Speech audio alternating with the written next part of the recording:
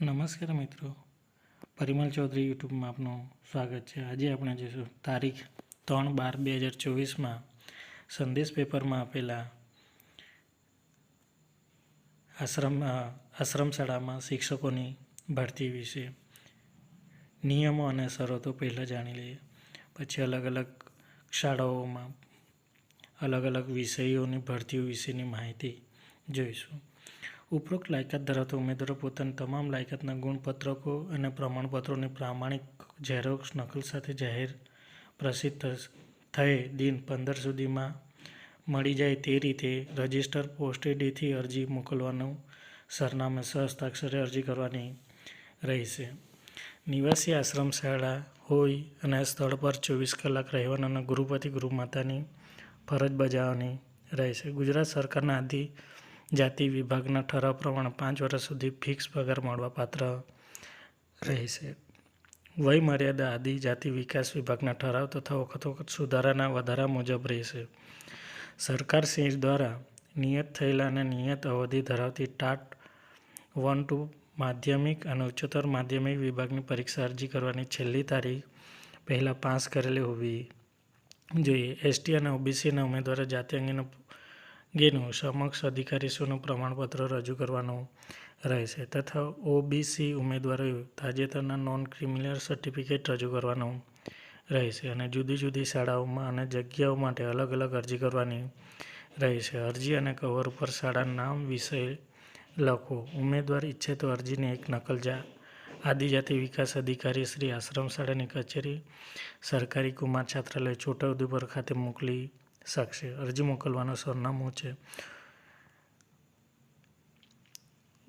જે શાળાઓ છે એ 3 પૈકી ક્રમાંકની શાળાઓ છે. એમાં પુરુષોત્તમ કેળવણી મંડળ છોટાઉદેપુર તથા 4 અને 5 ક્રમાંકની શાળાઓમાં નવસર્જન એજ્યુકેશન ટ્રસ્ટ છોટાઉદેપુર સંચાલિત છે. તેથી તે શાળાની અરજી જે તે શાળા ટ્રસ્ટના મંત્રી Shri 83 Shriji society, union bank પાછળ, મુપો, તાલુકો જિલ્લો છોટાઉદેપુર 391165ના સરનામે મોકલવાની રહેશે. હવે જોઈએ કયા વિષયમાં છે અને કઈ કઈ જગ્યાઓ છે તેના વિશે. આદિજાતિ વિકાસ વિભાગ ગાંધીનગર હસ્તકની જાહેરાત. ગ્રાન્ટ ઇન એડ આશ્રમ શાળાઓમાં આદિજાતિ વિભાગના નિયમ પ્રમાણે શિક્ષણ સહાયકની ભરતી કરવાની થાય છે.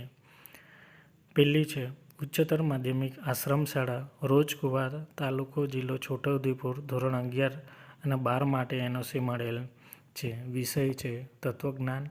શિક્ષણ સહાયક શૈક્ષણિક લાયકાત છે MA BA ટાટ 2 ઉચ્ચતર માધ્યમિક પરીક્ષા પાસ હોવી જોઈએ અને રોસ્ટર ક્રમાંક છે 4 અને કેટેગરી છે શૈક્ષણિક રીતે પછાત વર્ગ.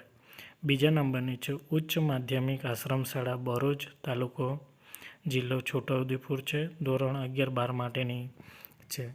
હિન્દી વિષય માટે છે. શિક્ષણ સહાયક MA BA ટાટ 2 અને ઉચ્ચતર માધ્યમિક પરીક્ષા પાસ હોવી જોઈએ. એમાં છે બી નામત મહિલા છે.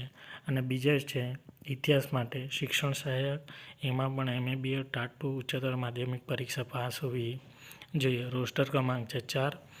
શૈક્ષણિક રીતે પછાત વર્ગ હોવું જોઈએ. ત્રીજા નંબરની છે ઉત્તર બુનિયાદી આશ્રમ શાળા ચિચોટ, તાલુકો જિલ્લો છોટાઉદેપુર છે. ધોરણ 9 અને 10 માટે સામાજિક વિજ્ઞાન શિક્ષણ સહાયક BA BA ટાટ 1 માધ્યમિક પરીક્ષા પાસ હોવી જોઈએ. રોસ્ટર ક્રમાંક છે 16. અનુજનજાતિ છે એટલે કે ST માટેની છે. ચોથા નંબરની છે માધ્યમિક આશ્રમ શાળા રોનવાટ, તાલુકો જિલ્લો છોટાઉદેપુર છે. વિષય છે હિન્દી. શિક્ષણ સહાયક MA BA ટાટ 2 ઉચ્ચતર માધ્યમિકમાં પરીક્ષામાં પાસ હોવું જોઈએ. રોસ્ટર ક્રમાંક છે 5. અનુસૂચિત જનજાતિઓ માટે છે. અનુજનજાતિ માટે છે. પાંચમા નંબરની છે માધ્યમિક આશ્રમ શાળા ઓરોનવાડ, તાલુકો જિલ્લો છોટાઉદેપુર. એમાં છે ધોરણ 9 થી 10 માટે સામાજિક વિજ્ઞાન શિક્ષણ સહાયક BA BA ટાટ 1 માધ્યમિક પરીક્ષા પાસ હોવી જોઈએ.